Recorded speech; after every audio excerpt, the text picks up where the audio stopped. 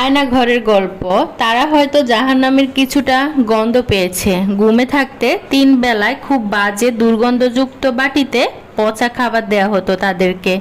মনে হতো কেউ খেয়ে মাখিয়ে আমাদের দিয়েছে। এই কথাগুলো আয়নাঘর থেকে বের হয়ে একজন বলেছিল।